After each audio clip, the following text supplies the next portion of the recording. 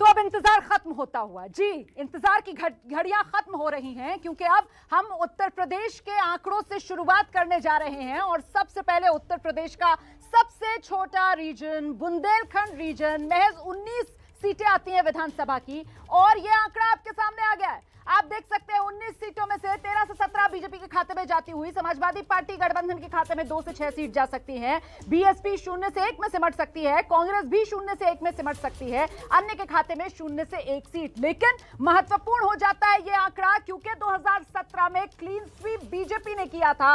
इस बार उस clean sweep में समाजवादी पार्टी की सेंध लगती हुई नजर आ रही है। बीजेपी का आंकड़ा 13 से 17 से रह सकता है 19 सीटों में, और समाजवादी पार्टी का आंकड़ा 2 से 6। तो समाजवादी पार्टी क्या डेंट लगाएगी बीजेपी की इन 19 की 19 सीटों में? क्योंकि 2017 में बीजेपी ने बुंदेलखंड रीजन में पूरी तरीके से क्लीन स्वीप किया था। और इस वक्त जिस जगह से हम आपको ये आंकड़े दिखा रहे हैं, ये ललितपुर का प्रसिद्ध दशावतार मंदिर है। और अगर झांसी से बात की जाए तो इसका फासला करीब 150 किलोमीटर। झांसी का मैं जिक्र इसलिए कर रही हूं क्योंकि राजनीतिक तौर पर ये बुंदेलखंड का इलाका, ये झांसी वाला इलाका किसे राजनीतिक झांसा देगा और किसके ऊपर मेहरबान होगा, 10 मार्च इंतजार करना होगा। लेकिन फिलहाल आंकड़ा आपके सामने, सेंधमारी समाजवादी पार्टी की बीजेपी की सीटों में साफ तौर पर नजर आ रही है। शोभना, बिल्कुल। और बुंदेलखंड में जैसा कि रोमाना आपने जिक्र किया था कि वहां पर क्लीन स्वीप बीजेपी का था 2017 में, लेकिन इस बार सेंधमारी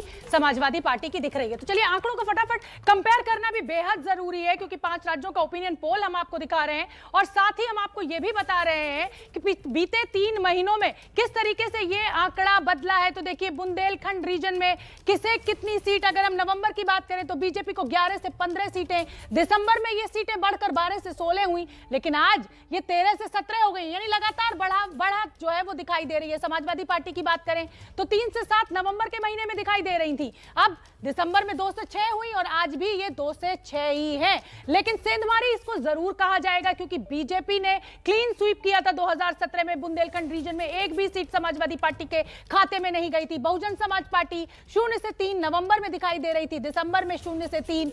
आज की जो स्थिति है वो 0 से 1 सीट पर दिखाई दे रही है। कांग्रेस की अगर बात करें, जिसके लिए ये कहा जाता है कि उत्तर प्रदेश में उसकी कोई जमीन नहीं है, पिछले कई दशकों से कांग्रेस अच्छा प्रदर्शन नहीं कर पा रही है, तो नवंबर में 0 से 2 सीटें दिखा रहे हैं हमारा ओपिनियन पोल, दिसंबर में 0 से 2, और ये सीटें घट गई हैं। आज की तारीख का जो ओपिनियन पोल है वो कहता है 0 से 1 सीटें।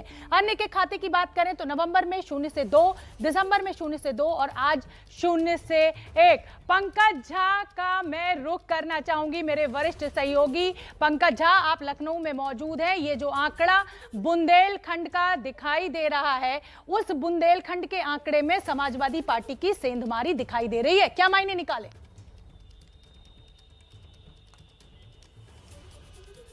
देखिए शोभना, बुंदेलखंड वो इलाका है जहां आप सांप्रदायिक ध्रुवीकरण नहीं कर सकते हैं। मुसलमानों की आबादी बहुत कम है, वहां जो पिछड़ों और दलितों का एक तरीके से कह सकते हैं, और कुछ इलाकों में ब्राह्मणों का वहां पर वर्चस्व रहा है। वहां पर अगर सामाजिक समीकरण के आधार पर अगर देखें तो अभी भी बीजेपी ने अपनी मजबूत बढ़त बना रखी है, लेकिन समाजवादी पार्टी भी धीरे धीरे खाता खोल रही है। और ये इशारा अगर समाजवादी पार्टी को जिस तरीके से वहां कुछ सीटें मिलती भी दिख रही हैं, वो इशारा करती हैं कि बीजेपी का जो नारा है 300 पार वाला, वो फिलहाल इस इलाके में तो मुश्किल लग रहा है। बिल्कुल पंकज झा, तो मुश्किल लग रहा है। पंकज झा का ये आंकलन है। हमारे साथ वरिष्ठ पत्रकार दैनिक हिंदुस्तान के प्रधान संपादक शशि शेखर जी मौजूद हैं। शशि शेखर जी, ये जो आंकड़ा बुंदेलखंड से निकलकर सामने आ रहा है, इस शुरुआती आंकड़े के लिए आप क्या राय रखते हैं और क्या लग रहा है आगे आने वाले समय को देखते हुए? देखिए, 2 बातें शोभना बहुत साफ हैं। बीजेपी ने बिल्कुल पीक टच कर लिया था, और कोई भी आदमी एवरेस्ट पर बैठा नहीं रहता है। 5 साल हुकूमत करने के बाद अगर उनको आपके सर्वे में इतनी सीटें आती हुई दिख रही हैं तो ये उनकी एक उपलब्धि है। रही बात समाजवादी पार्टी की, तो मैं आपके पुराने आंकड़ों से अगर इसे कंपेयर करता हूं तो वो स्टैटिक नज़र आती है, लेकिन ये सच है कि अखिलेश यादव द्विपक्षीय मुकाबला बनाने में कामयाब हो गए हैं, और बुंदेलखंड के ये आंकड़े भी इसकी ताकीद करते हैं। शोभना। बिल्कुल ठीक है। शशि शेखर जी ने एक बड़ी बात की और वो ये कि अखिलेश यादव बहुत हद तक कामयाब रहे हैं द्विपक्षीय लड़ाई के लिए। और अब रुक करना चाहूंगी झांसी में, ब्रजेश राजपूत बुंदेलखंड में मौजूद है। ब्रजेश, समाजवादी पार्टी की सेंधमारी, आंकड़े तो यही दिखा रहे हैं। देखिए, समाजवादी पार्टी ने तैयारी तो बहुत बेहतर की थी और यही वजह है कि समाजवादी पार्टी के कार्यकर्ता बेहद उम्मीद से हैं। और जबकि बीजेपी ने हमेशा से पिछली बार की सारी सीटें बीजेपी के पक्ष में थी, मगर इस बार समाजवादी पार्टी की मेहनत दिख रही है, हमारे आंकड़ों में दिख रही है। और हम समाजवादी पार्टी के युवा नेता हमारे साथ हैं, यशपाल यादव। यशपाल, हम देख रहे हैं कि बुंदेलखंड में हमारा जो ओपिनियन पोल बता रहा है, समाजवादी पार्टी ने बड़ी संग लगाई और बड़ी संख्या में मैंने इस बार खाता खोलने जा रहा है, क्या कहेंगे आप? जी बिल्कुल, हर जगह से समाजवादी पार्टी को भरपूर समर्थन मिल रहा है और लोगों की उम्मीद है समाजवादी पार्टी आने वाले समय की, तो लोग त्रस्त भी हैं, तो लोगों का विश्वास वापस से समाजवादी पार्टी पे आ रहा है। हमारे साथ बीजेपी के जिला अध्यक्ष मुकेश मिश्रा जी। मिश्रा जी, जो बुंदेलखंड में बीजेपी ने जो किला बनाया था 19 की 19 सीटें, इस बार ढहते दिख रहा है, समाजवादी पार्टी अच्छी खासी सीटों के साथ बढ़त पा रही है, क्या कहेंगे आप?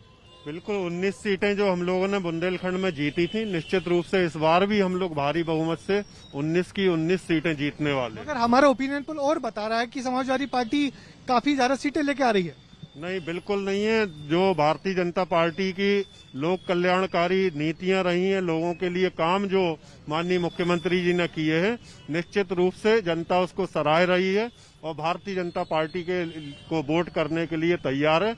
हम लोग पूरी 19 सीटें बुंदेलखंड की जीत। चलिए देखते हैं क्या होता है। मगर हमारे साथ कांग्रेस के राष्ट्रीय सचिव डॉक्टर सुधांशु त्रिपाठी जी, लग रहा है इस बार फिर हमारा ओपिनियन पोल बता रहा है कि बुंदेलखंड में कांग्रेस खाता फिर नहीं खोल पा रही है। देखिएगा, ये प्रायोजित सर्वे हैं और बहुत जल्दी में है मुझे लगता है। और जिस तरीके से ये सब चीजें प्रायोजित की जा रही हैं, मुझे लगता है कि जनता के निर्णय पर किसी का विश्वास नहीं है। इंतजार करिएगा, जनता के निर्णय को धैर्यपूर्वक देखिएगा। अभी तो चुनाव में वक्त है ना, लोगों को वोट डालने दीजिएगा। ये आप कैसे पूर्वाग्रह से ग्रस्त होकर फैसला सुना रहे हैं? पूर्वाग्रह जैसी कोई बात नहीं, तो ओपिनियन पोल है, सर्वे करवाया, सर्वे में परिणाम आया। जिस प्रकार से ये ओपिनियन पोल की एक चेन चलाई जा रही है और एक तरीके से ये कैंपेन भारतीय जनता पार्टी, यदि हमारे ओपिनियन पोल में यदि आपको सीटें मिल रही होती तो प्रायोजित नहीं कहते फिर? नहीं, ये डेफिनेटली प्रायोजित है। ये एक नए तरीके का इस बार ट्रेंड, जैसे इवेंट मैनेजमेंट का ठेका दिया जाता है, लगता है भारतीय जनता पार्टी ने ठेका दिया है कुछ मीडिया ग्रुप्स को और ये उसकी परिणति है। ठेका तो नहीं है, सर्वे है, सर्वे अपनी बात बोलता है। तो देखिए, ये वही वजह है कि जिस पार्टी को पक्ष में सर्वे दिखता है वो कहता है कि हम जीत रहे हैं, मगर जिस पार्टी को दिखता है ओपिनियन पोल उसके पक्ष में नहीं आता है, वो पूर्वाग्रह जैसे आरोप लगाने लगता है। मगर फिर भी बड़ी खबर यह है कि इस बार समाजवादी पार्टी बुंदेलखंड में अपना खाता खोलने जा रही है। बिल्कुल, किसी बिल्ली खंबा नोचे ऐसा ही लग रहा है कांग्रेस के उम्मीदवार को ये सुनकर हमें।